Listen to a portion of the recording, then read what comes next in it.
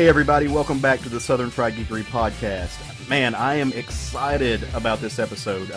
Well, I say I'm excited. I don't have coffee in front of me, which kind of limits the happiness. And I don't have coffee in front of me because we're actually not recording this at our usual Sunday morning spot.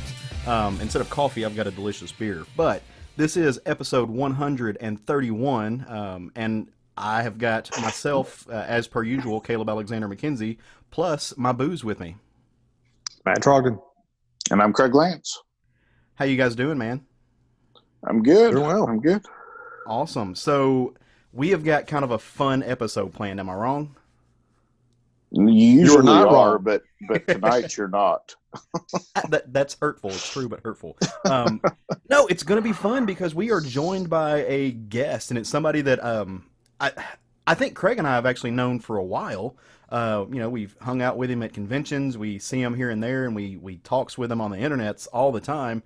And we're excited because not only is this person a friend of ours, he's someone that we really enjoy, but he's also a really cool creator. And we get to talk to him in kind of a professional capacity because our dude is going to be putting out a book. He's got a new Kickstarter starting up on July 1st.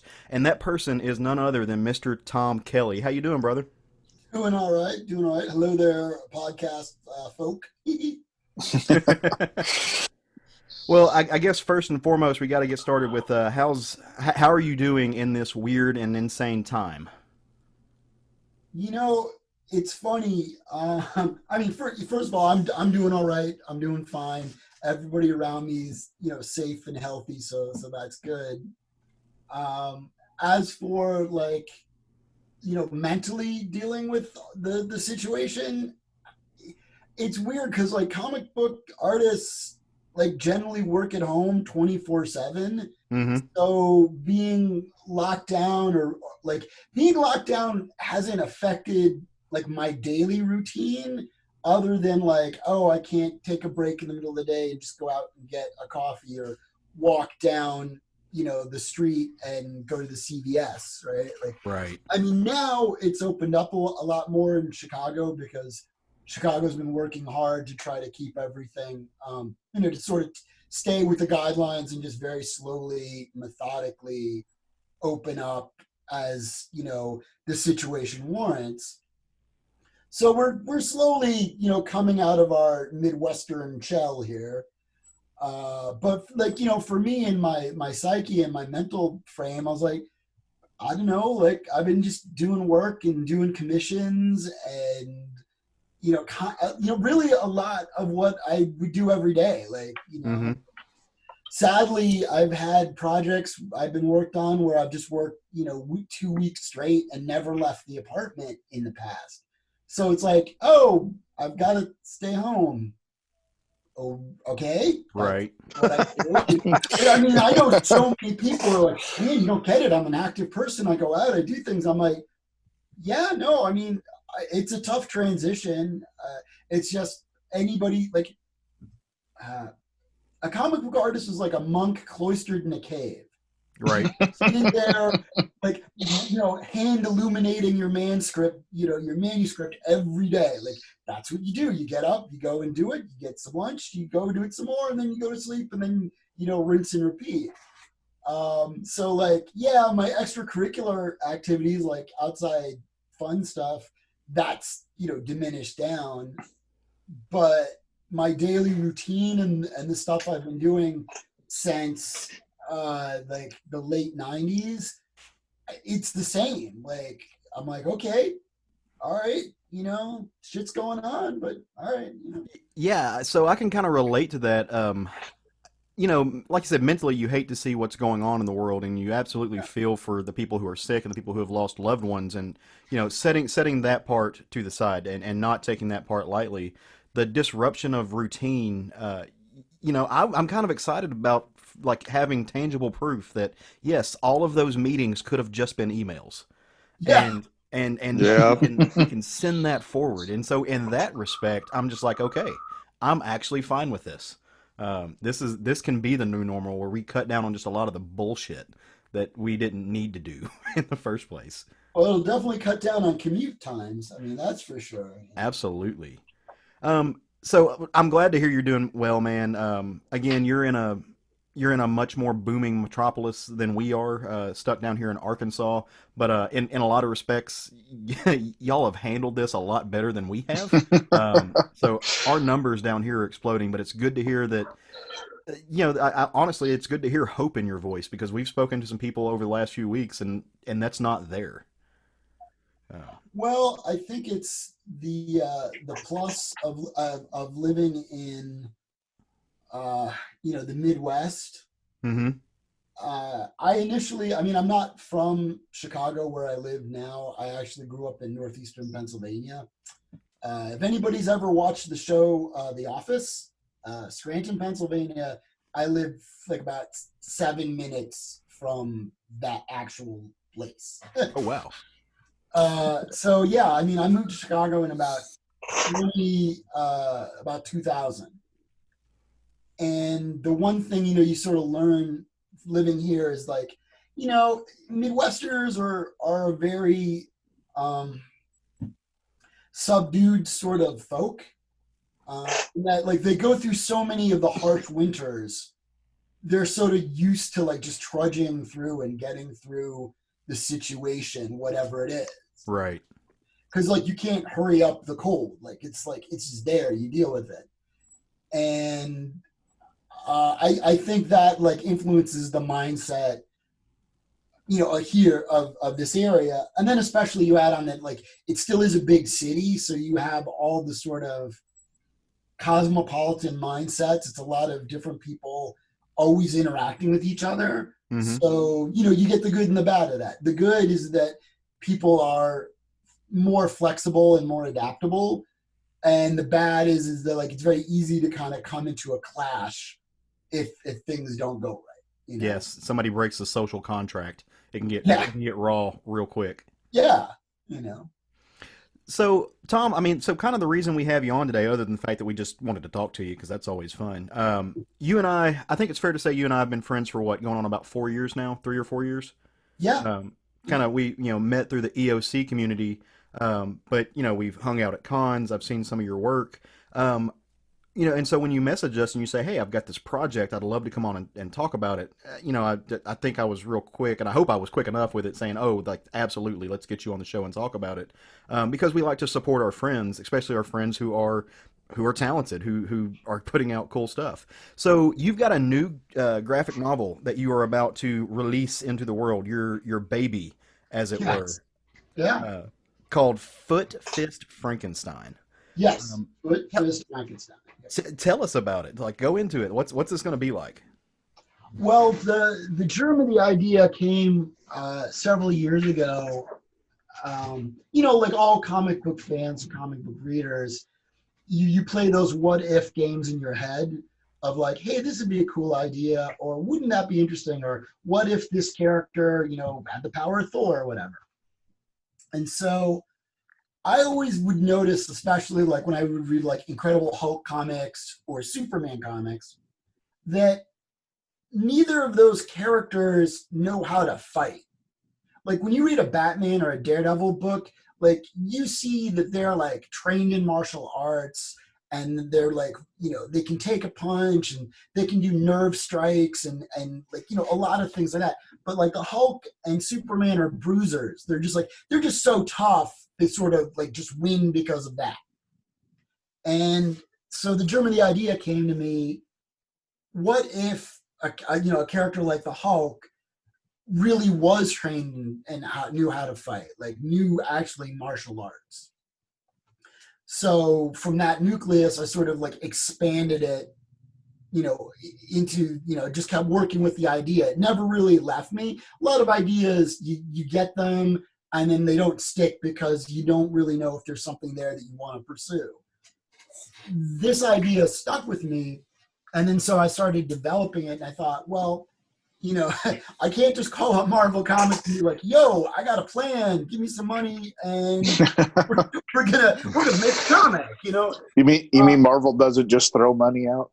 Yeah, when you call them, maybe they do, but they don't pick up my phone calls. So, so I thought, like, okay, well, let's do my own book. Like, for years, I've seen people, launched. I mean, I've watched the creator-owned environment really blossom and develop since like the beginnings of the 2000s.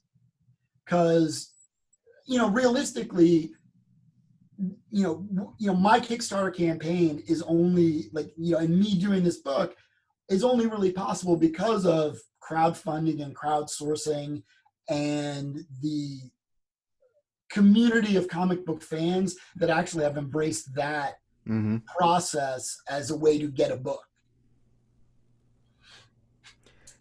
So with my book, I decided like, okay, well, I got Hulk, and I love things like Kung Fu, because like growing up, I was born in 72. I'm like 48 years old. So for me, I grew up in the era of 3 channels and PBS on TV. Right. So when you were, when I was a kid and it would be like a rainy day and I couldn't go outside to play, or it was just a Saturday afternoon or something, there would always be a couple of like reruns on TV, because like it wasn't 24/7 like it is now.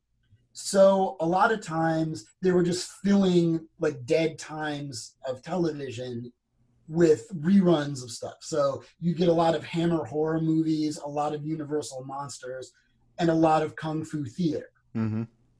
So that's stuff that like really sort of imprinted on me very early on. So when I was playing around with the idea, like, my book's idea, I was like, well, why don't I do that? Why don't I take the things that I liked as a kid that I really do enjoy, that are fun, and I like drawing all this stuff, and let's see if I can fuse that together into an actual fun story. And so, like I said, like Marvel won't let me do a Hulk book. Like that isn't going to happen. So I was like, well, I could make my own kind of like Hulk character. And then I knew I would need some sort of name recognition. Mm-hmm. And that's when and I know things like Frankenstein and the Frankenstein monster are in the public domain. Like, right. Everyone can use those.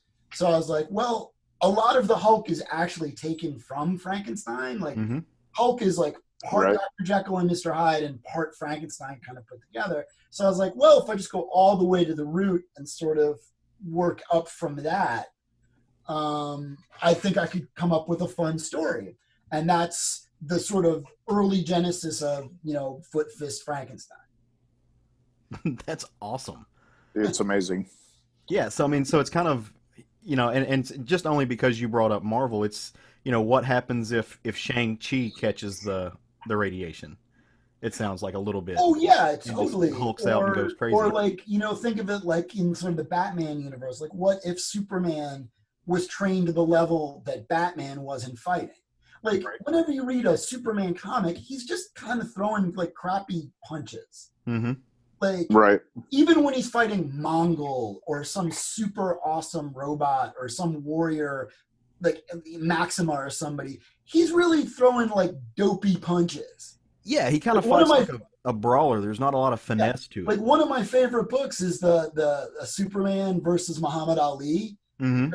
Like Muhammad Ali teaches him how to box, which is hilarious and special in its own like goofy way.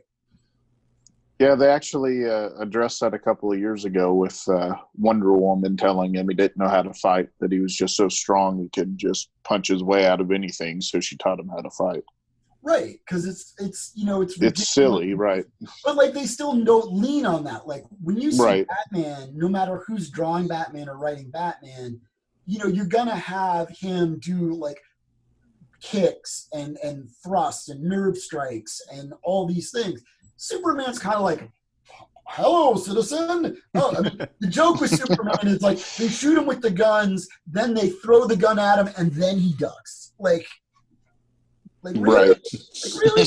Yeah, you don't have to necessarily worry about, like I said, finesse or, any type of knowing martial arts when you're impermeable to harm, and you can just kind of flick your finger and send somebody to the sun. Yeah. So, I mean, I just sort of took that in that little, like, what if, and like you said, like, what if Shang-Chi got the radiation? What if he had the strength and the power of the Hulk, but had all the fighting skills and disciplines. What is the thing that comes out of that? So when So you say no, that the kung fu aspect of watching TV and loving these things, was it more of the Enter the Dragon kung fu movies, or was it some of the blaxploitation kung fu? well, Where are your roots in that world? the funny thing is, it's really sort of all of that, because all of that was beamed into my living room. So the main sort of three forces, right, is like I said, I was born 72, so I was exposed to people like Bruce Lee, Mm-hmm. who's always been a big idol, of mine, from the physicality and then sort of philosophy that he has. Then you have other things like the Shaw Brothers films, which are things like the 36 Chambers of Shaolin, Right. and like Flying Guillotine, and other wire fu type of movies like that. And then of course there's people like Jim Kelly, who's in I think, what is it? It's like Game of Death with Bruce Lee, like where they're on the island, and he's the black fighter in the yellow karate gi, and John Saxon is the other guy in the yellow karate gi, and then there's Bruce Lee, who's just Bruce Lee.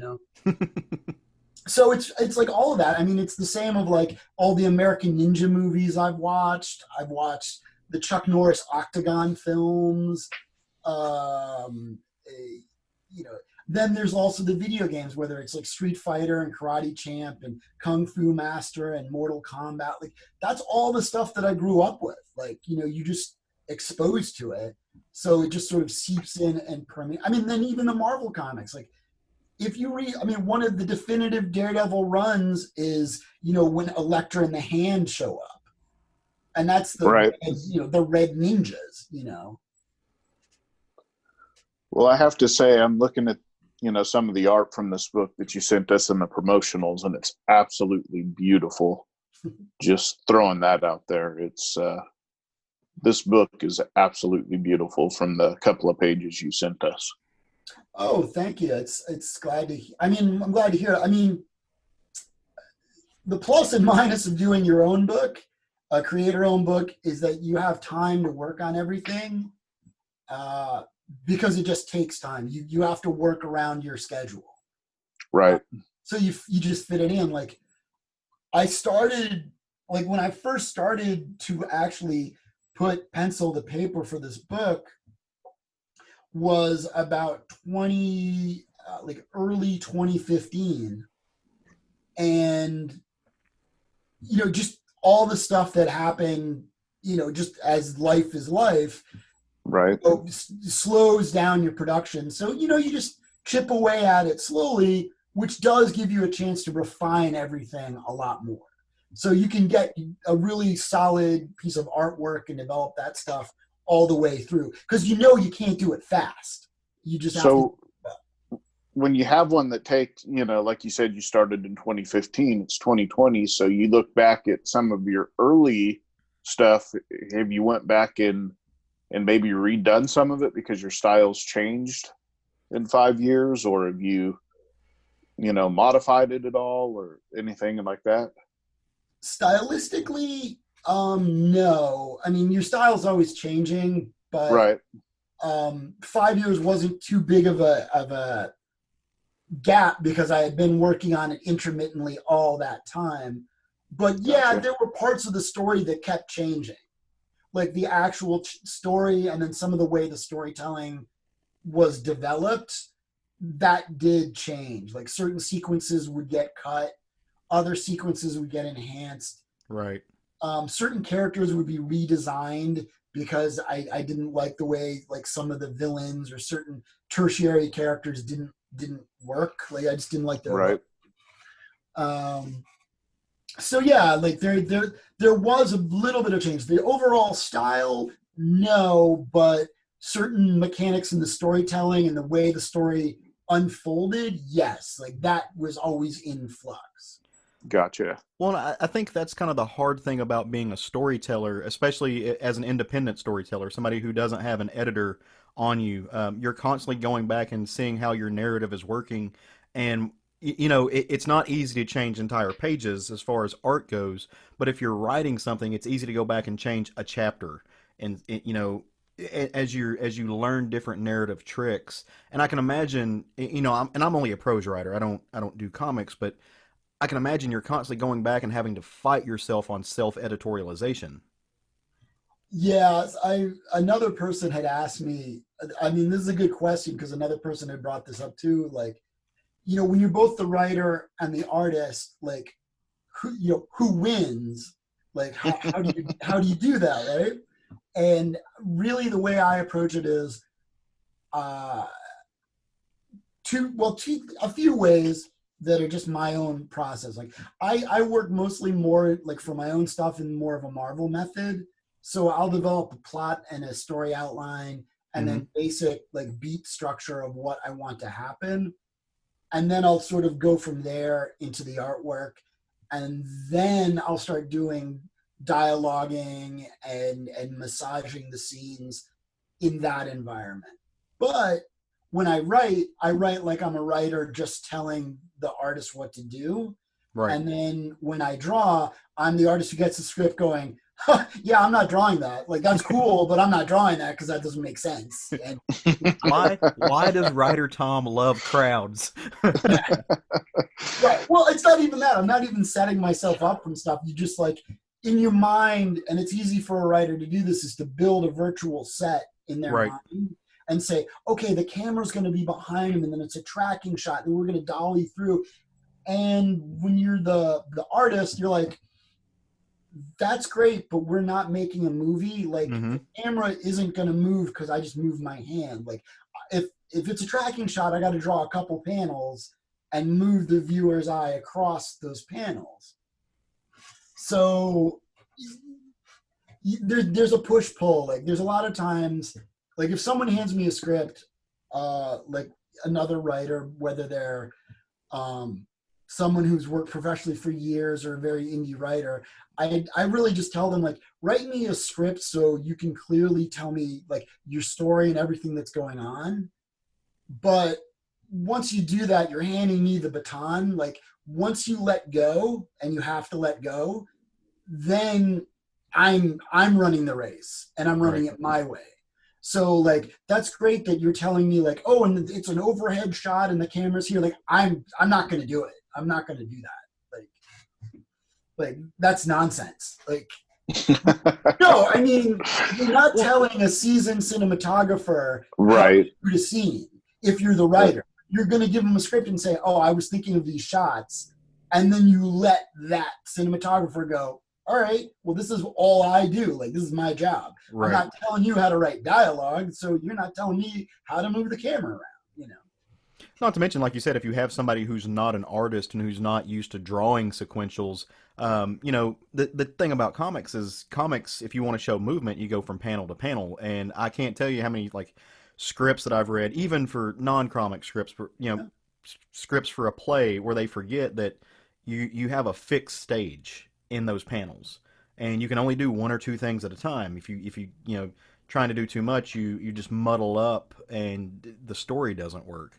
Usually what you see is they combine a couple actions, and they do it almost subconsciously. Like, the character walks into the room and sits down. No, if you draw it, the character walks into the room, then the next panel they sit down. Right. You can't do that in the same action.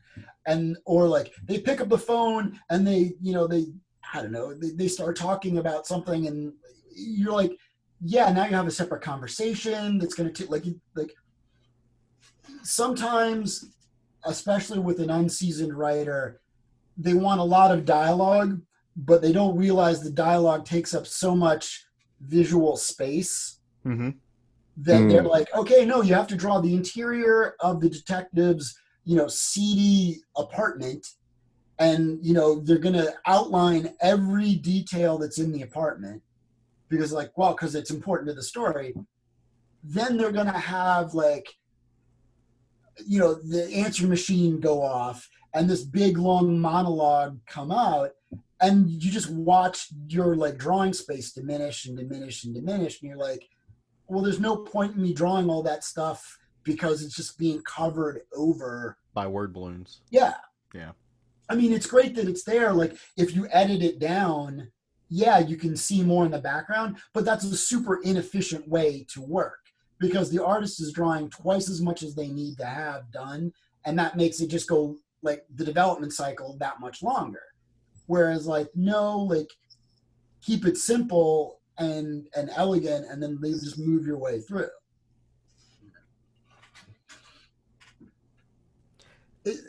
It's just a catch-22 because, like, I've gotten those scripts and I've worked on those things and I've had those conversations with the writer of, like, you know, you want a lot drawn here, but, like, you've got, like, 10 panels on the page, so everything's kind of small, and then you're packing it full of dialogue, and then you want all this stuff drawn, and it's like something's got to give.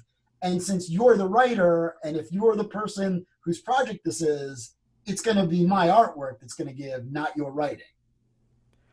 Right. That's the push-pull battle that always sort of occurs. You know, that's where, yeah, I suppose a good editor might be a referee on that, but I don't really think that's the case in professional, like, Marvel and DC comics. The editor is more of a talent manager. He keeps everything on schedule and then sort of makes connections and basically the talent comes to them. And if they feel that, like, oh, this person can sell X units, we'll use that person. Right. So, so that's how it goes. They're more of, like, partially like a talent scout and more about, like, an operations manager. Like, that's kind of like, everyone thinks, like, an editor. Oh yeah. Sorry, my dog is fierce. Well, you mention an editor and you're going to get passionate responses from him. So is Fist Frankenstein the longest thing you've written to date?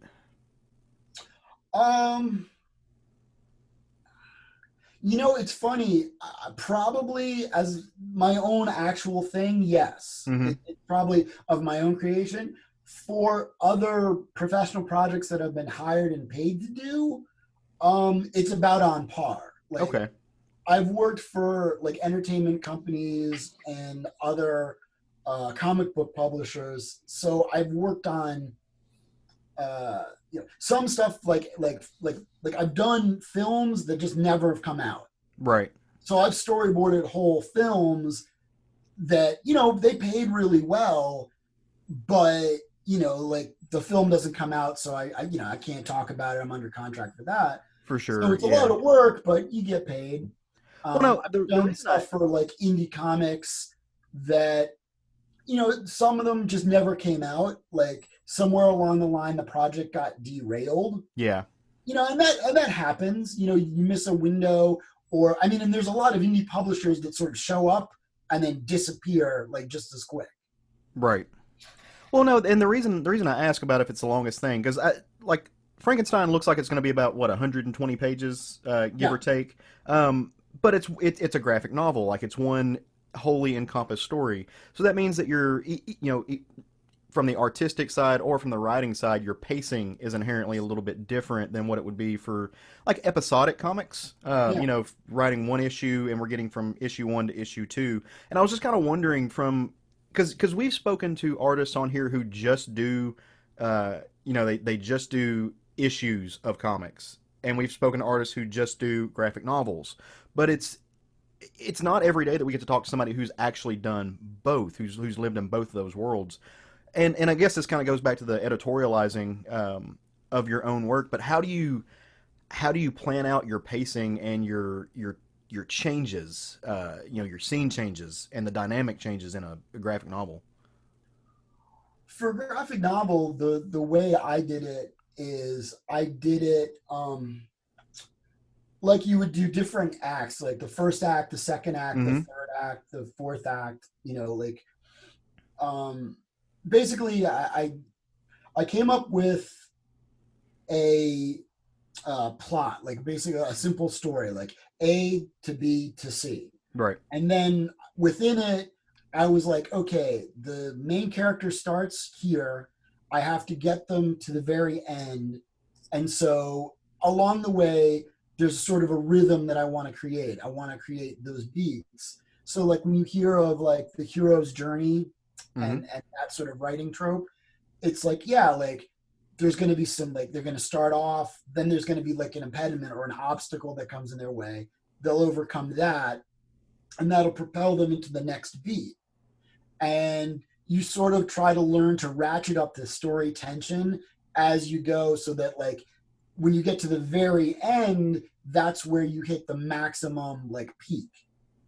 So you're just kind of doing like little peaks and valleys as story beats, and there's like, all right, and then he does this, and then he, after he does that, he resolves that, and that propels him farther into the next piece. And it's sort of like, kind of like if you watch Dragon Ball Z, like the character has a challenge on every level that they attain, and then they sort of, once they overcome that challenge, it propels them to the next one. And that's how I look at like writing a graphic novel. I wrote it in almost sort of scene breaks. Like, okay, this is your, like, you know, your setting and your origin component. This is sort of more like a middle story of like the journey that he's on and undertaking. And then this is the resolution of that journey at its climax, you know, that occurs. Yeah, that's something I've always kind of been fascinated by, is how in these stories, when you do have when you have a fully encompassed story that you have to tell into a limited number of pages, but you don't have the benefit of the breaks that like month to month comics would have, how you kind of ride the, I don't know if necessarily riding the break is the right phrase, but you control the expectation of the reader by controlling the expectation of the narrative, and how much of that pacing you put out into the world. Yeah, it's interesting. Like with episodic comics, it's kind of like watching like old episodes of Doctor Who. There's always sort of a cliffhanger. Like when you read a comic book, like today's comics are a little bit different because they're not really written that way per se. Right. But usually what it is you set something up, you have the hero overcome that, and then at the last maybe page or two, you set up a cliffhanger to propel the reader to buy the comic the next week when it comes out. Like you're playing that, and the Doctor Who is famous for that. Like it would always end every episode with like a cliffhanger. Like the main character would be in danger, and then they'd like spin out in away, and then you'd come back. They'd the next day or the next week, they'd resolve that little cliffhanger, move the story forward, and then end on another cliffhanger. And like with comic books, it's always about the page turn. It's always about the page turn, getting the viewer, the reader, to turn the page next. Like go to the next page, go to the next page. And then when they get to the end, you're like, oh, I want more, right? And so you're always playing that structuring pace of like, you move them through each page to get them to go to the next page, while you're having a larger story sort of unfold. It is an interesting process, and there's definitely mechanics, like things you do in a weekly or monthly episodic comic book that you don't do in a graphic novel. And you can see it sometimes when you pick up a trade of certain collections, like it might be like Fall of the Mutants, right? Right. Those X-Men stories, there's all this stuff sort of happening, but like it's written to sell you each individual comic. Whereas if you read like a modern X-Men trade, like today, like or even something like God Loves, Man Kills, like that's written for the trade. That's an original graphic novel, so it's all paced out so that like you have more slower story builds and burns. You don't have as many cliffhangers per se. You sort of like you follow that journey like all the way through. So it's right, because it feels choppy if you leave it that way. Right. And then you don't necessarily have the kind of what you're talking about is the anticipation of what's on the other side. If you get to that point, it's a natural ending point. It's the best way I can explain it is if you watch old episodes on Netflix of like shows like Alias or Magnum PI or Simon and Simon or something like that. Mm-hmm. And or like Charlie's Angels. Charlie's Angels is a perfect example because Charlie's Angels would always have that commercial break. Remember where like the cards would come up, the 3 colored like graphic cards would come Right. up. And you don't put all those breaks in when you collect them up for like say like when you watch them on Netflix, it just goes. Mm-hmm. Like you just like there's no commercials, so you can notice if you watch like older TV like that, it was structured so that like when they went to a commercial break, they wanted you to come back. You don't have those breaks in modern TV because they know you're going all the way through an episode. So it's the storytelling is structured different. Mm-hmm.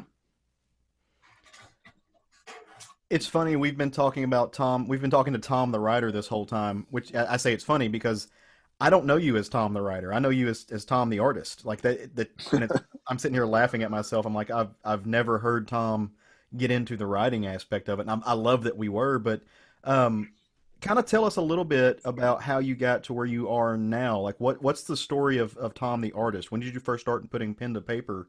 Because I know you've got I was sitting here looking at your CV, so to speak, which is impressive, by the way. I had no idea you were a SCAD graduate.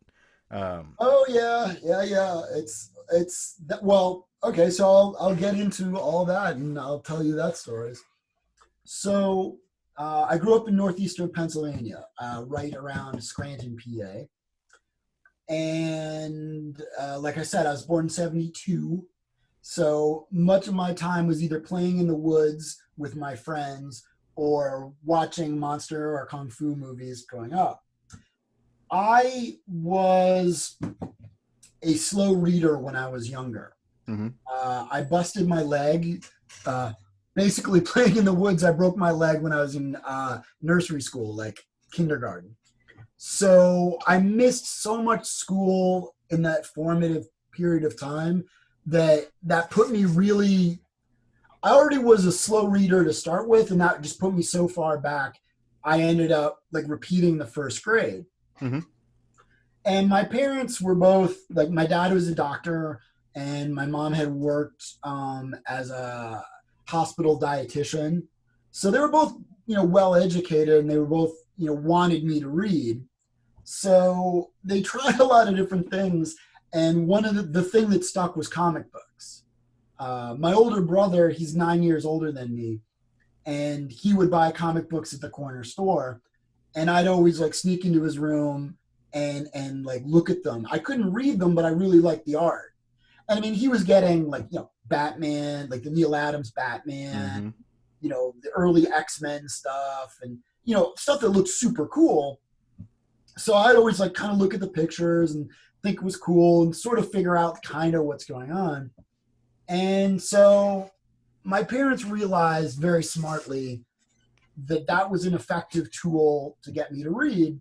So then they started buying like me books. So I was like, my first comic books were Richie Rich, Hot Stuff the Little Devil, Wendy, you're speaking Craig's love language on that one. Yeah. Yeah, well, we're the same age. I'm a year older, so we grew up on the same stuff. Yeah. I'm sitting here listening to all the things he's talking about, like, Charlie's Angels and so forth, going, I'm probably the only one here getting those references. Right. Incorrect. It's like, I see Nick at Night. I watch those. Come on. It's like... Simon and Simon. I hadn't heard that mentioned in a long time. Oh, yeah. But they're on Netflix. Like, you can watch it. Right. You're like, so wait a minute. That was the thing. They built a TV show around this. Well, it was 1977. All right, good, But so, yeah, like my parents would show me those Harvey comics, and I thought those were super cool. Like, I love Hot Stuff. I thought he was like a really fun, cool character. And like Richie Rich is just like gadgets. It's just like, it's like you make a character that has so much money, there's always a gadget. So it's just capers and gags and gadgets. So I always loved the art from the beginning. So I would copy what I would see in those comics. And I just kind of kept doing that. And my parents realized like that was something I was into. So they would always buy me paper and drawing supplies and things like that. Like, you guys can see it. I'm in my studio where we're recording right now. Behind me is my art table. My art table, this is the art table my parents bought me when I was in 5th grade. Wow.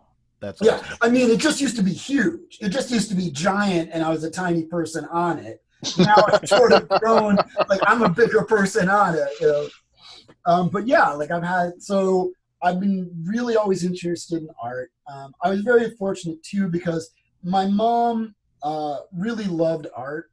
She loved all aspects of theater and fashion and paintings. And being our proximity where we lived, like I said, right around Scranton, my parents met in New York when they were both working in hospitals in New York City at the time, like years before I was born. And so my mom always loved all the cosmopolitan cultural aspects of New York. So we could always take trips up to museums and go to like Broadway shows and like lots of cultural stuff.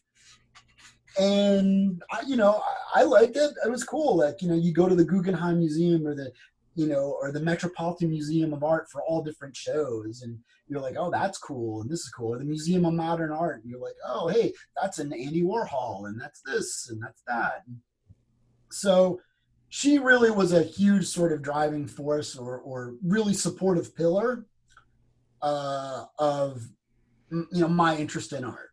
So, yeah, I then, was always interested, always got very good grades in all my art classes. Math and science, not so much. Which, I had a very professional family and siblings. I have 3 siblings, 2 are older and 1 is younger. They all have doctorates. They all have doctorates. My father was a radiologist, so he was a doctor, had a medical background. Like I said, my mom, she had a medical background. She was a hospital dietitian. So, I went to school, was always interested in art, and probably, I want to say about 5th, 6th grade, I was like, no, I want to make art for the rest of my life. Like, that was that's when I knew that's what I wanted to do. I wasn't sure whether it would be comics or illustration or graphic design or what, but I knew I wanted to pursue that. And they were great. Like, they supported it and they, they supported me and they wanted me to get better at it. So I just sort of propelled myself forward to do those things. So went to high school, then, did art there, and then went to college. I went to undergrad. Like, I am one of those art school trained kids. I'm not what they classify as a self-taught artist, in that, like, I went to school for art. I learned art. I worked on it myself too, but I had instructors. So in high school, I had a good art teacher. When I was in high school, some of the students, like the seniors and stuff like that, one of them actually did go to SCAD. He went to the SCAD for the painting department. So that's when that school showed up on my radar. After high school, I graduated. I went to a liberal arts college in Williamsport, Pennsylvania, because I really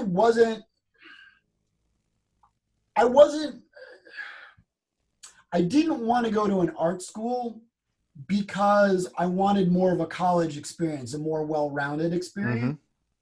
And so I ended up going to a liberal arts college where I majored in art. I got, a bachelor's degree in graphic design. And right at that time, which was 94, 5, something like that. I graduated high school in 91. So yeah, like mid 90s, I was in college. Computers just started showing up, like desktop publishing just started showing up on the landscape. Right, yeah. So when I was like, I believe a junior in college, that's when I started learning things like Photoshop, Adobe Illustrator. The page layout program at the time was called PageMaker. Then it became Quark Express, and then it became Adobe InDesign. But that's when I learned all those programs and started getting like a Mac computer to work on, like a beast of a desktop, like just like, I mean, that thing was, you had to lift weights just to move the monitor an inch. Like, you really did. Like, it was like, oh, set up the squat rack. I'm moving the monitor today. All right. So, yeah. And then when I graduated from college, I worked in graphic design for 2 years for a few reasons. One, getting all your stuff organized to go to graduate school right as you're getting set to graduate college, it can be a challenge because you really to say the least. Well, you have to decide that you're going to go that track almost like when you're a sophomore. Because you have to make sure all your paperwork and everything's in on time. And me, I was more concentrated on just graduating college. So I worked for 2 years doing graphic design. I worked for about a year at a place called Keystone Printing, which was at that time about 20 minutes from my parents' house in Pennsylvania. So I was living with them. I was living at home and working for a commercial printer. And we printed everything. Like we printed candy boxes, all sorts of books and pencil wraps and really any material that you want to get printed. Yeah, you know, we did. One interesting thing from that was one of the clients was RCA Records, and nice. Well, yes and no. So most of the time it was an artist you've never heard of. The one artist I remember was the Wu-Tang Clan. The reason I remember the Wu-Tang Clan is because I worked on those CDs and I had to typeset all of those CDs, and nothing on those CDs can be spell checked at all. Everything has 3 N's and 4 Z's and 15 A's, and you're just like, oh, like I remember I would work on it, I'd print it out, I would fax the printout, like the mock-up, to the RCA rep, the person in charge of the account, and then, you know, they fax it back to me going like, okay, you got to make all these changes, and I'm just like, okay. So then I'd sit down, I'd make all those changes, fax it out again, and then they'd come back like, oh, you missed that and this and that and this, and I'm like, fuck this job. So like, we go back and forth like 4 fucking times. I'm just like, how many fucking A's are in this song? Because like literally it's like the front of the CD, and you're just like gangstas, rules, worlds, like that, and you're just like, oh, you're killing me, Wu-Tang Clan, you're killing me. Because every time you're like, I got it. This is the like, I got it. It's done. Like, it took me 4 times, but we got the Jillicky Jilliker scene, and then it's like, no. So I worked there, and that job was fun, but I was hired really as seasonal staff, like temp, part-time to temp, and then just like their workload diminished, so they just sort of like, you know, laid me off because I was like the newest hire. So after that, I started doing graphic design work for the phone book, the phone book ads, like Yellow Pages. In northeastern Pennsylvania, it was called the Donnelly Directory. Their ads were always like the Warner Brother characters. It was the Roadrunner and Wile E. Coyote. Those were their like mascots that they used in all their commercials.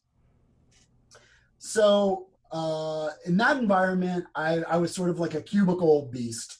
Like I worked in my cubicle composing ads for basically everything that you would see in the phone book. So doctors, lawyers, Chinese restaurants, pizza places, pretty much anybody who would have a phone book ad, I would work on those. I mean, me and like a whole team of people, like a giant room of over 100 some people all Wow. laying out those ads. No, because I mean, like, this is pre-internet, like, or not pre-internet, but like, internet was still like an AOL dial-up. Right. Like, It was in the infant stages. like that. Right. Yeah. We're just a page would take 3 hours to load, and it's just like a crappy wallpaper.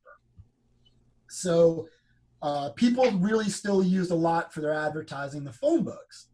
So I would work on those, and both of those. For you kids, a phone book is something that you used to get out, you would open, and you would find phone numbers in it. Yeah. The white pages would have all the phone numbers of the girls you would try to be calling.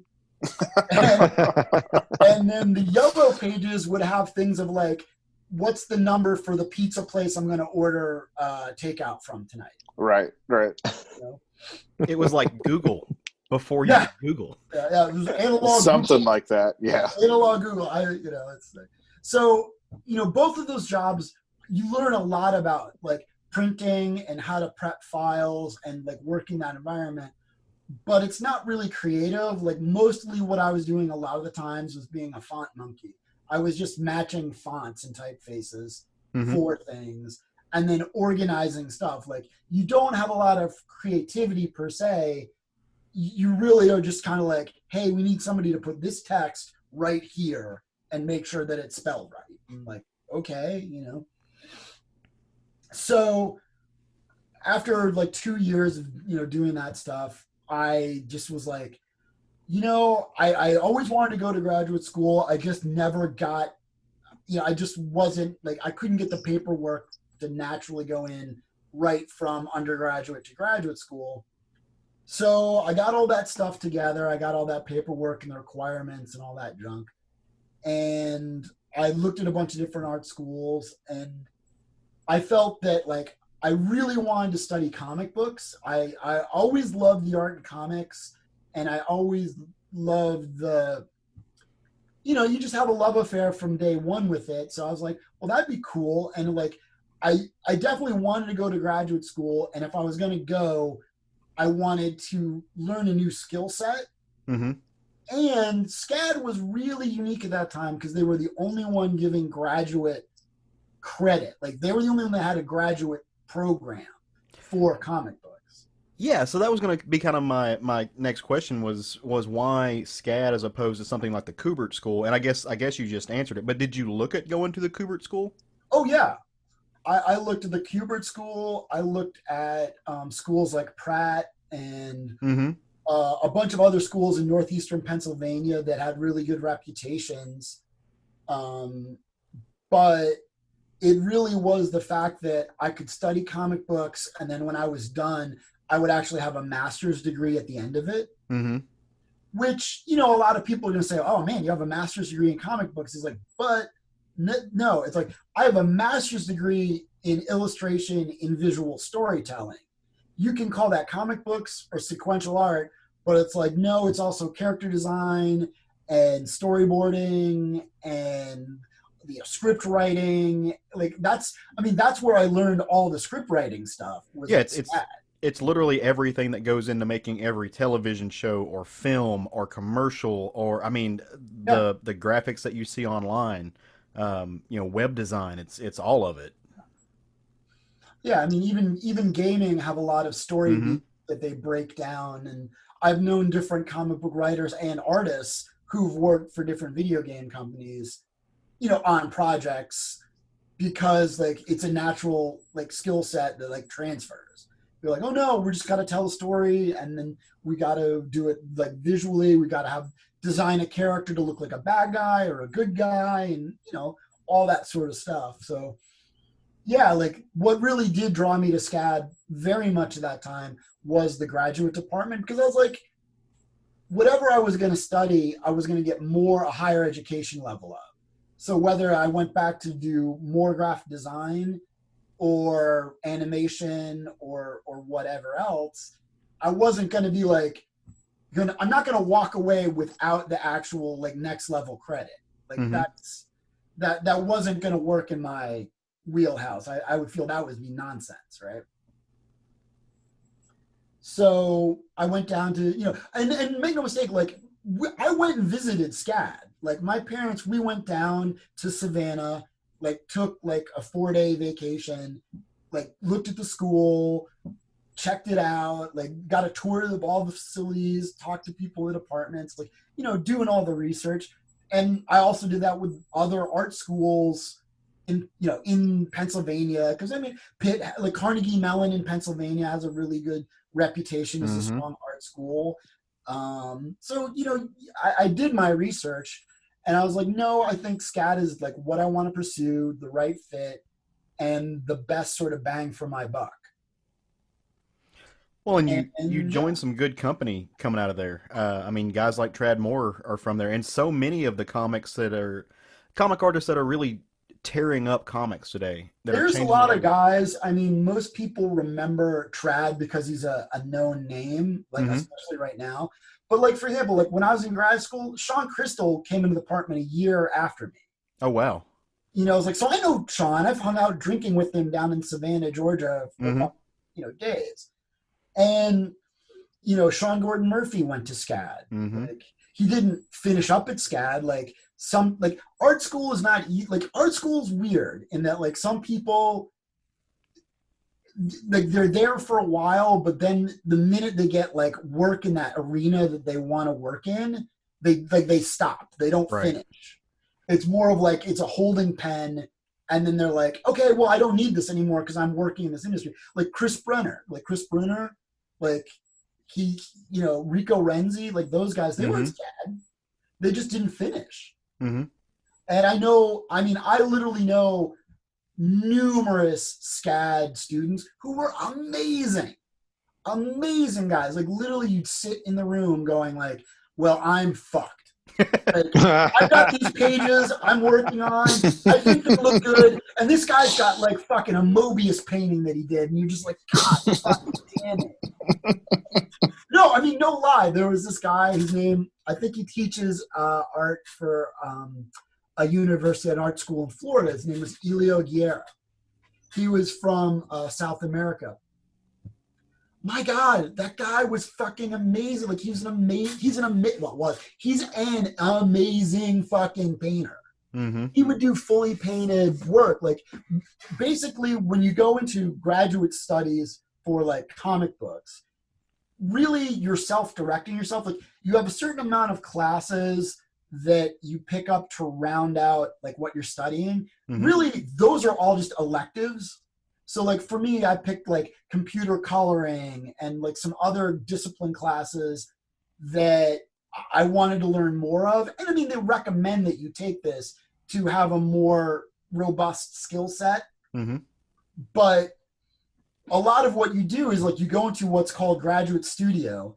And at the time there were, I want to say 8 people, like 8 different individuals in graduate studio.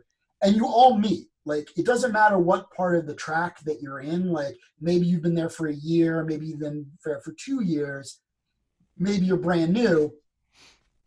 You're all in that room together, and you're all, like, evaluating each other's work. Like, that's the time you show up, you present to the group, and you're like, hey, what are you working on, Tom? Like, all right, so I'll walk you through. First day of graduate studio, you walk into the professor says, hey, Tom, what's up? And you're like, okay, cool. What would you like to work on this semester? Right. And you make your own syllabus. You say, I would like to do a 24-page story. Like the semester is probably like 8 weeks, 9 weeks. I don't remember the length of the quarters or semesters that we did. I don't remember them, but like, so for that period of time, you just set up an outline. Like I'm going to make X, like I'm going to take a script and then I'm going to do 8 pages of story, or I'm going to do 20 pages of story. And every week then after, you'd show up and the professor would be like, well, hey, does anybody have stuff they're working on they want to present? I mean, literally it's problem solving. It's a group problem solving. Like you go, you put the stuff on the board or put it up on the monitor, and then we all critique it from a sense of like, how can we make this better? Right. Like, we're not just saying like, oh, I don't like it, whatever. It's like literally like, okay, that's cool. I think you're losing me on the story beat, or like, I like the way you're going. So sometimes you'd have like mandatory sessions where a few people are going to present back to back. God damn it, man. Elio would show up with these fucking, like, literally fully painted, like something out of like Simon Beasley or Mobius. Like that level of finish, like painted, like 11 by 17 fucking pages.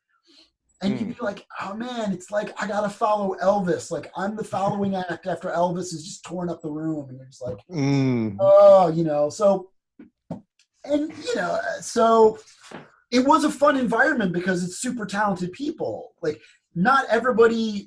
Like the years I was there, Lee Lowrich, who you guys might know from Deadly Class, the colorist and one of the co-creative team on Deadly Class, he had his coloring studio in Savannah, Georgia at the time. So you'd always see him out and about, like on campus. And then Savannah's so tiny, like the downtown is so small and intimate that if you were, you know, if you could go out, like if you were of age, like I was as a graduate student, you could go out and like shoot pool on Friday nights or go out to the bar or hang out at the pizza place. That's what you did. And so I'd run into Lee all the time and like strike up a conversation with him because he was an East Coast kid like me too. And his sister actually went to the same school that I did undergrad at. So we'd see each other and talk and stuff like that. But like Lee was there, like, yeah, Trad Moore was there, Sean Crystal was there, Chris Brenner was there, Rico Renzi was there, Sean Gordon Murphy was there, and like 4 or 5 like other people, you know, were in the program the years I was there. So, you know, not every, and then there's the undergraduates who are like, there's some fucking super talented kids there. But it shows you like, you have to want to do this and have a passion to propel yourself forward, because whether you're good or bad or like really talented, like we've all seen this in sports. Like there's a really talented kid in high school or college, but he never makes it to the next level up because there's just something like he doesn't want to work it, or like he can't make his window work, and like you know, that's how it goes. Well, I think even in just the names that you read off, you see the breadth of style and how a good art school, a school like SCAD, will let you, you know, develop your own style. They're not trying to push you towards, you know, one style or another, a quote unquote house style. They're letting it is being taught like high art. You know, or, I'm using air quotes when I say that, but it's, you know, you can have something like Mobius.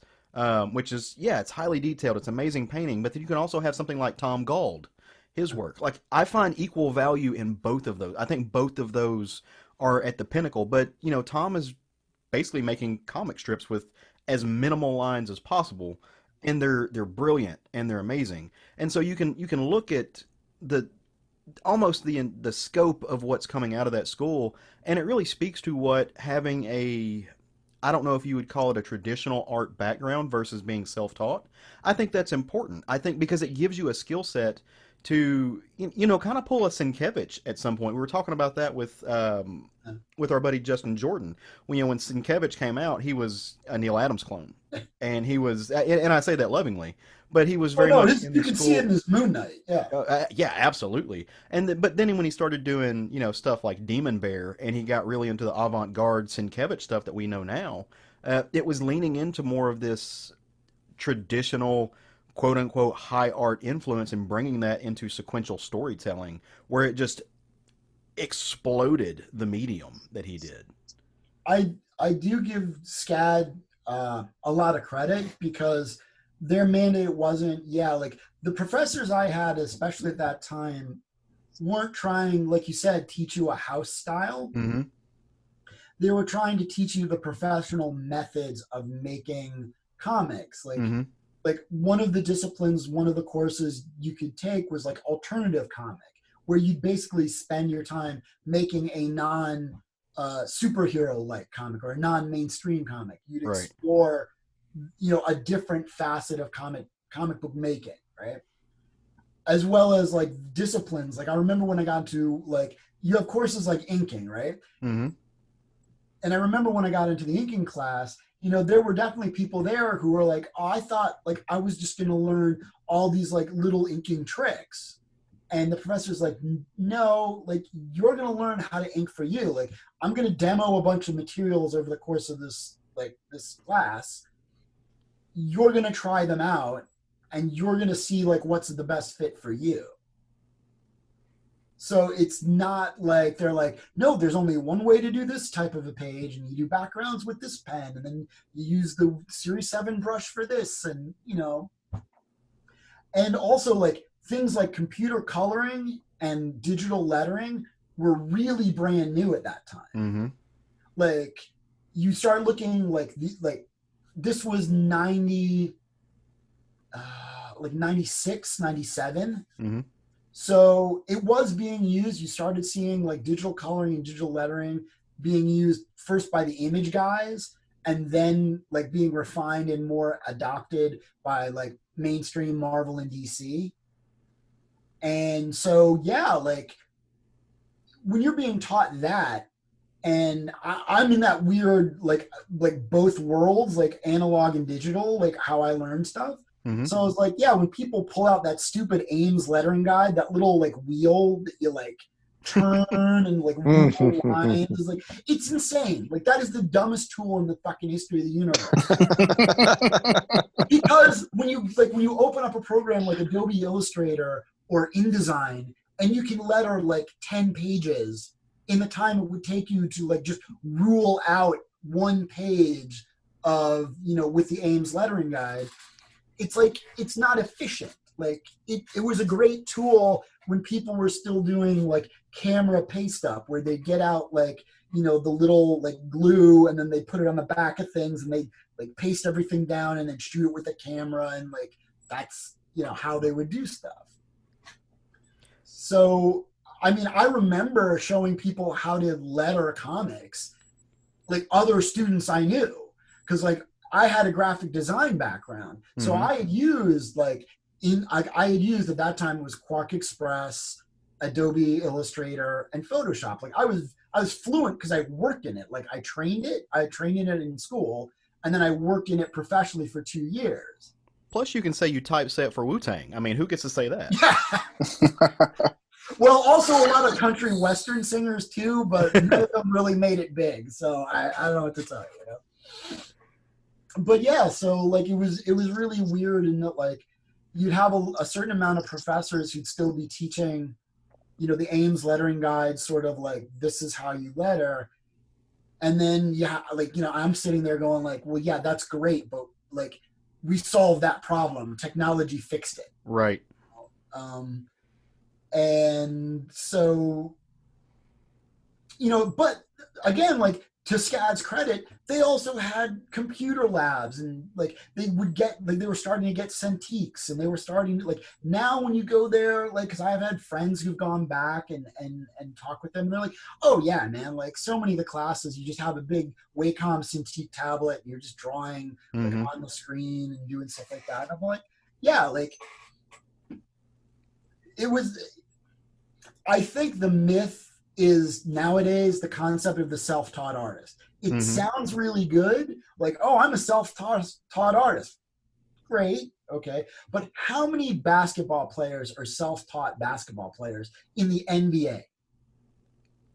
They all go to college. Right. They all go to a good Division I school. They all learn under a great coach. Then they get drafted and go pro. No kid coming out, like nobody is drafted another way. Like, it's not like, oh, I just got really good at playing basketball and I just played by myself. And then I just like, put up for the Lakers and said, hey, you should hire me. And they had a tryout and he got, no, like, that doesn't work. And I mean, in the art world, it's really the same. Like now, it used to be, you hear all these old timers, because I would talk to them when I'd go to shows. I'd be like, hey, like, how do you break into comics and what tools do you use? And they'd be like, son, let me tell you, all you need to do comics is a piece of paper and some ink, and that's all you need. Like, and I'm like, that is not true. Nowadays, you need a scanner, you need the internet, you probably need Photoshop, like just to do like simple things. Like, yes. Well, and I think if you look at it, I think if you look at the time that was being said, that was still when comics were brand new, because comics is a relatively young medium, right? So you're looking at, Oh yeah. it's what, 120 years old, maybe 130 years old maximum. And so at the time, people were like, you just need a piece of paper and a pencil. It wasn't there, like the craft had not been developed. I mean, you kind of start off with Jack Kirby, which is God, but for the most part, the craft was still being developed. And I think that's true with anything, whether it be basketball or with writing or with physical art, with drawing. You can have the artistry, and there's something that can't be taught about that. There's something that can't come from a classroom, but there is a craft that, I mean, you can take somebody who is a brilliant painter, a brilliant draftsman, who can get a piece of paper and draw you a true to life human form, but they can't tell a story. I'll also do you one better. They also can't scan their work in. Right, yeah. I personally know working professional artists who do not know how to scan their own work in.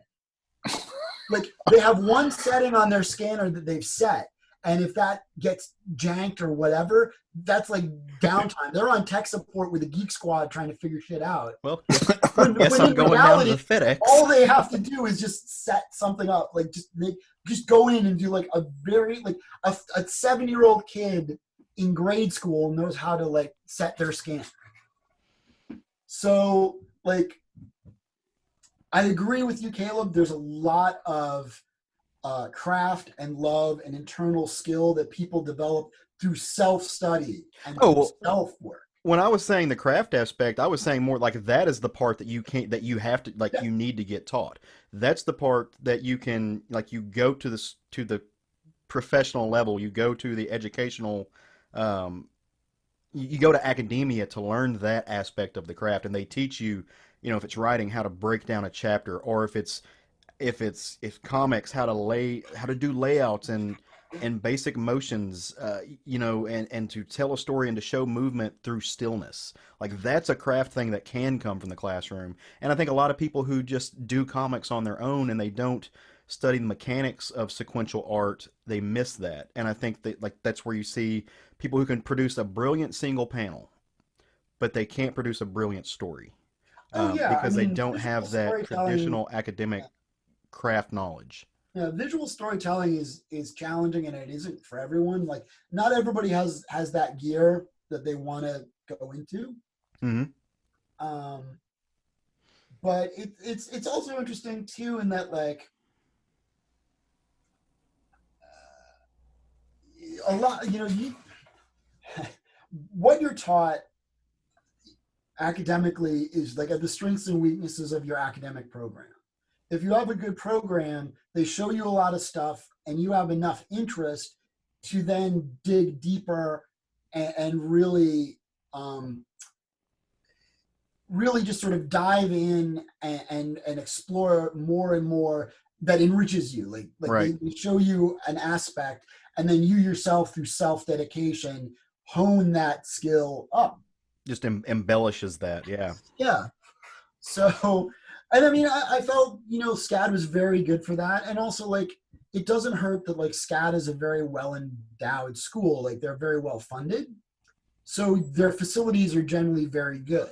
Oh, I thought you were saying SCAD had a big dick. I'm sorry. Oh, they could. I think they keep it in a room and they let it out at night. I heard they act like they do. Is that true?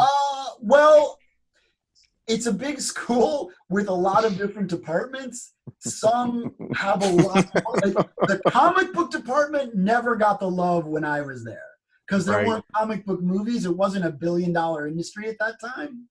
So the film and theater, fashion design, I think they have like automotive design, video game departments, like architecture. Yeah, all of that stuff was getting a lot more of like the sort of like, well, we get paid for what we do. Like, you guys, you gonna make Batman comics? What the fuck? Like, that's weird. Like, and I think the roles have reversed since, like, comic book movies and TV shows have gotten so big. You really get, like, you start seeing that it's now, $1 billion industry. I mean, in the periphery, like, you're still making comics and it's still work and a grind and a step to go up. But like you look at someone like Robert Kirkman, who made his own book, worked on it, developed it, and then it, got optioned and basically made him a millionaire, right? Mm-hmm. And the only people sort of before Kirkman were the Image guys, right? Like Jim Lee and Todd and all them, because they formed their own company. Like they worked for Marvel and DC, and then they were like, hey, we'd like more money because we're contributing a lot to these characters. And Marvel's like, no, go fuck yourself. And they're like, okay, well, I guess we'll just go make our own characters at our own company. Hey, that's what we'll do, right? And I mean, the rest is history. I mean, they all became millionaires. Well, you know who else made his own character that I truly hope becomes a millionaire off of it? My buddy Tom Kelly. Yeah. Well, that's the dream, right? Took all of those, and so I'm going to wrap this up really pretty. And this is why Craig and Matt pay me the big bucks. Is you took that knowledge of sequential art, the inking, the digital coloring, the lettering, and you by yourself, it looks like, produced a graphic novel. One caveat: I did hire a professional letterer. Okay. I hired Marshall Dillon. Marshall does a lot of professional work for like Marvel as well as DC. I hired him for two reasons. One, it gave me another person to sort of check my math. Mm-hmm. So like if there were any problems, it would come up that, he would see it and he would at least point it out. And then two, speed and efficiency. Mm-hmm. Because he could do, he could letter, many, many pages at a time, and that would free me up to work on other stuff. Yeah. So I hired Marshall. I contacted him. I found out his rates, and I paid him. He was really cool and patient because I told him like, well, this is going to come out later, so it might take a little bit of time to pay you. But I'm going to pay you exactly your rates and, pay an artist for their work because I'm very, I'm vehement about that. Right. So beyond Marshall's help with the lettering chores, and he lettered about 85% of the book because a certain percentage of sound effects and visual effects I've actually drawn in in sort of a very Walt Simonson-like sort of style, like sort of way. So the art, so those things are actually like on the board, right. A big kabam or kapow, they're on the board, that's there. So, but the rest of it, like penciled, inked, lettered, colored, that's all me. That's 100% me. It's very impressive, dude. Like as Craig said, we got a little taste of it, a little glimpse, and it's really amazing work, man. As your friend, I'm proud of you for your success. As a person who loves comics, and I know Craig and Matt feel the same way. We're proud of you for putting something else into the world and pushing the medium forward. It's rad. It really is. And that drops July 1st on Kickstarter. If you want to talk about the tiers for a little bit, feel free. But I think folks can get on there and see what you're offering and see what it is and see all the awesomeness that's going to surround it. But man, I can't encourage the people who are listening to this enough to go out and give it some support. I know I am. So it's going to be good times. It's a cool book. Yeah. If you all they'll have to do is just go to Fist Frankenstein in the comic book section of Kickstarter.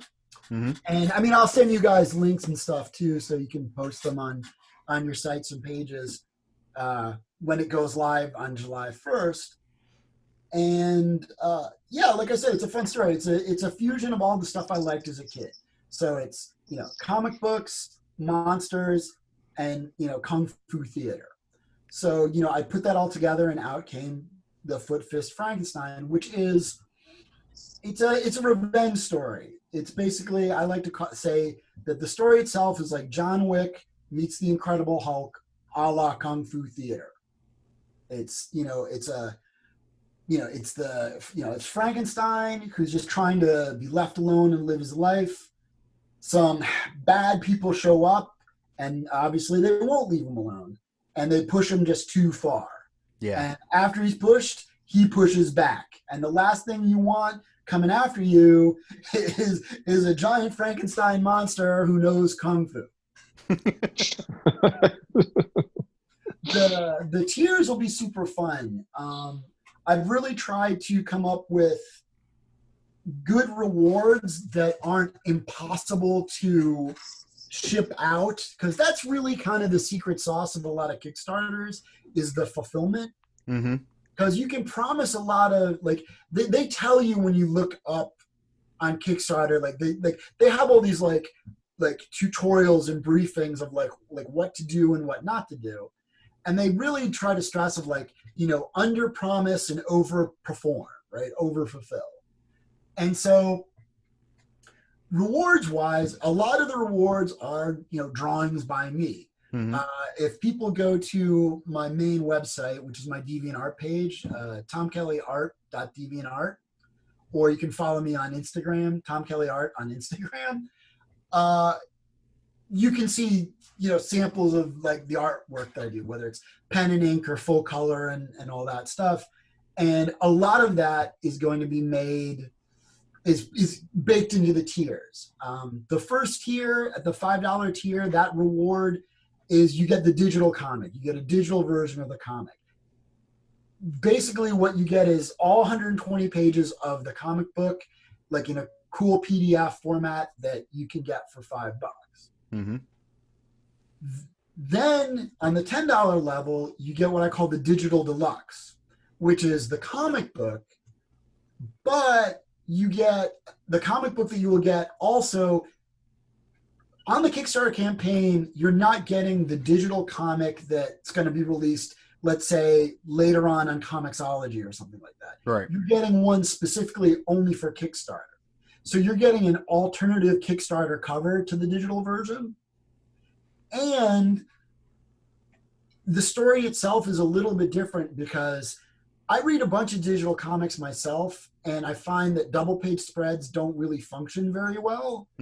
So I made my digital version have splash pages, not double page spreads. Nice. So the print version of the book will have double page spreads, but the digital version has splash pages instead. So you get a slightly different type of story. And in addition to that, I'm also doing things like I've packed in bonus content. Like I have 13 some different artists, friends of mine, professionals, and people I know. They all provided pinups for me, which is cool. I added some pinups into the mix that are only going to be for the Kickstarter folk. Then people get a digital copy of one of my convention sketchbooks, which is a Ninja Turtle sketchbook. Super fun. I did it for Inktober, so it's 31 illustrations of different Ninja Turtle stuff. You also get a digital copy of the script. Like I know some people are process junkies. Yeah. And they really like to like compare the written script to the actual visual product and be like, oh, so that's how like that translates, and that's how we did that. So that's all in that sort of digital deluxe bundle. I don't know anybody who might be that person. I don't know who that person might be. Certainly not comic book people. They never want to know that stuff. Then as we go up the tiers, you start going up. There's like the basic book tier, which you'll get just the comic book itself, which is, again, it's a hardback book that's 120 pages. You'll also, in that tier, you'll get all the digital deluxe tier. Like everybody is going to get the digital deluxe version from every tier up. Like they're sort of structured that way so that the rewards tiers build. And so you're always getting like the digital deluxe version of the book, and then you're getting some extra bonus things of the book.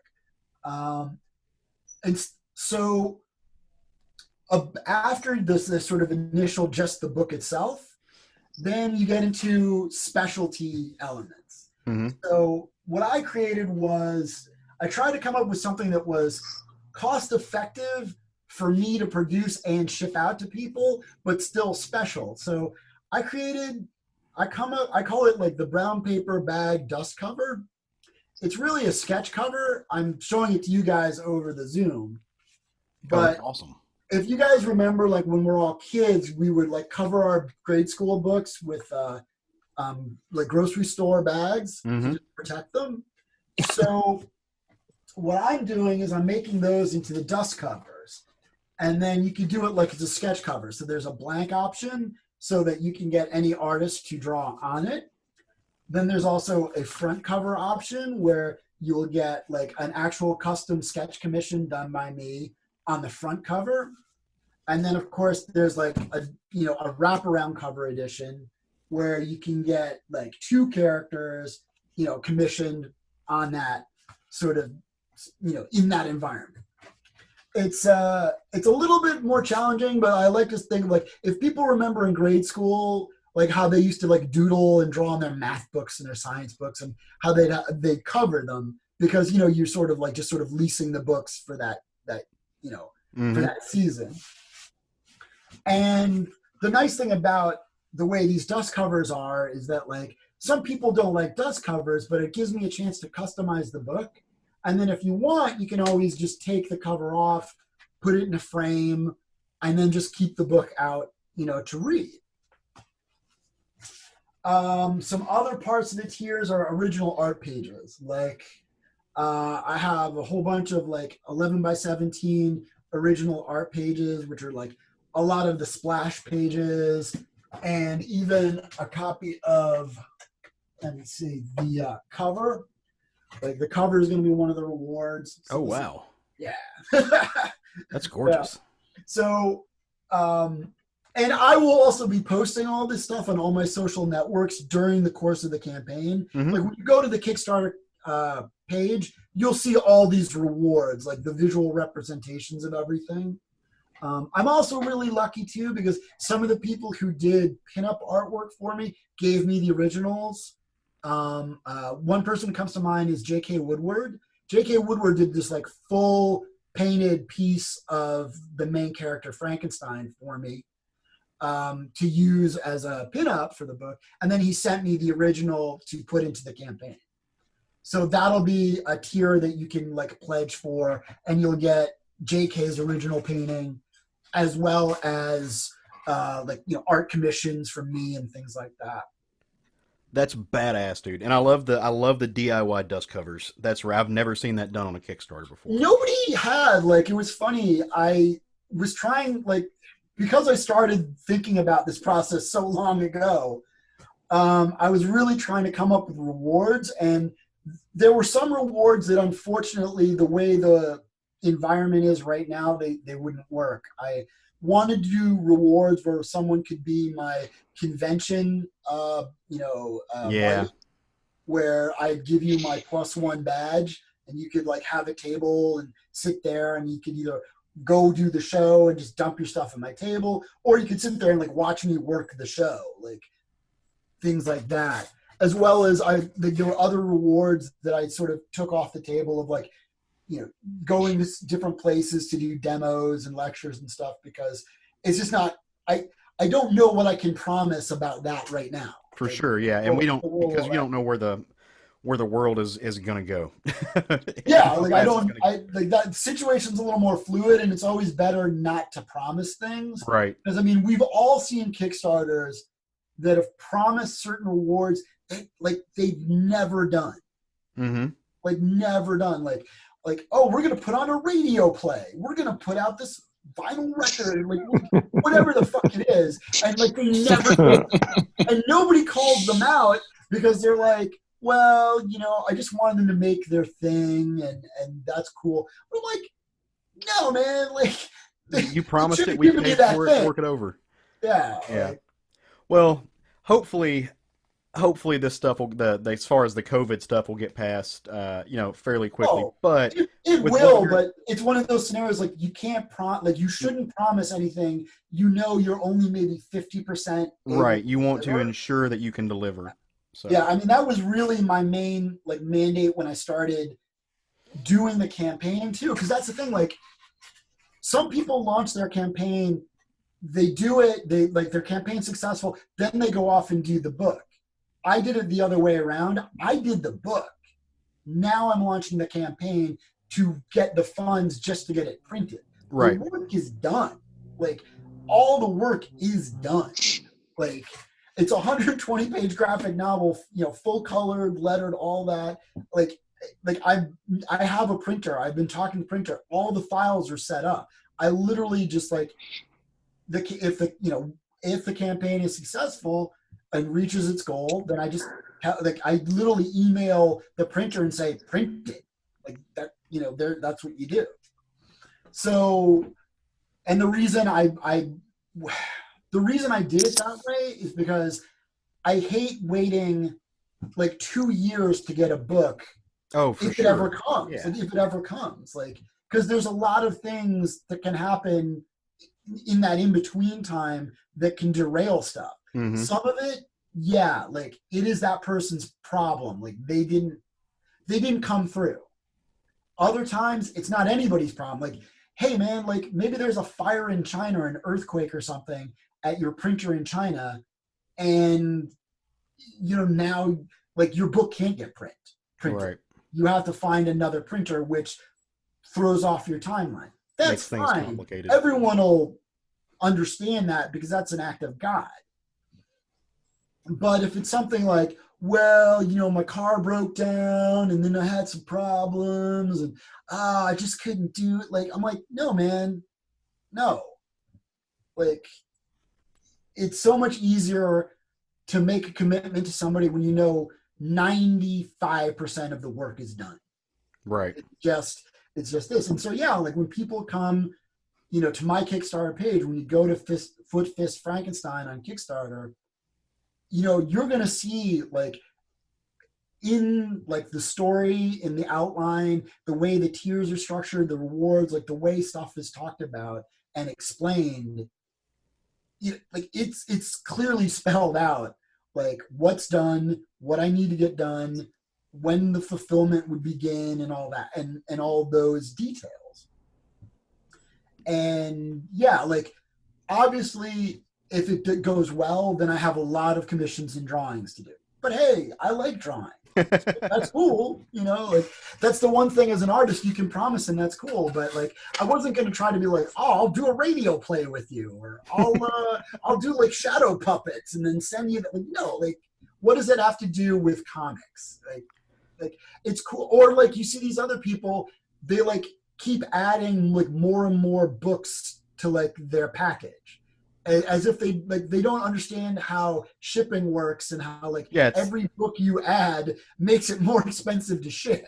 I just want my one thing. That's all I want.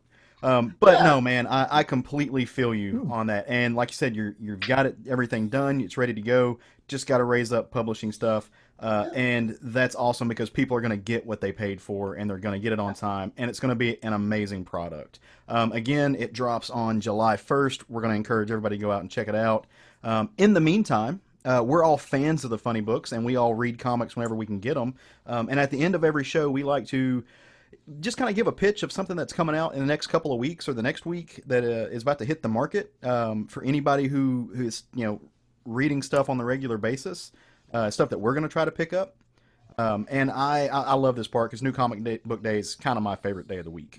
So I'll kick us off and give everybody a chance to kind of gather their stuff. Mine is a little bit pricey this week. It's actually like $50 if you order it just regular price, but it's a hardcover version of a celebration of kind of pulp superhero stuff, and that is Peter Cannon Thunderbolt by Kieran Gillen and Caspar Wingard. It is like I said, it's a celebration of pulp superhero stuff. I can't, if you like the old Charlton stuff, you're gonna dig this. It comes with the highest recommendations from people that I dearly trust. And man, that creative team, Kieran Gillen, Caspar Wingard from Dr. Aphra, the Star Wars stuff is the super Star Wars stuff. Well, you know what I mean. It was super, and I totally didn't mean to just name something. But that's what I'm excited about coming out next week. Like I said, a little bit pricey, so it's gonna bite at your budget some, but it's gonna look great on the shelf. Absolutely great. What do you got this week, Craig? Yeah, I'm gonna get Nailbiter Returns #2 from Image Comics. Joshua Williamson, Mike Henderson, and Adam Gazowski.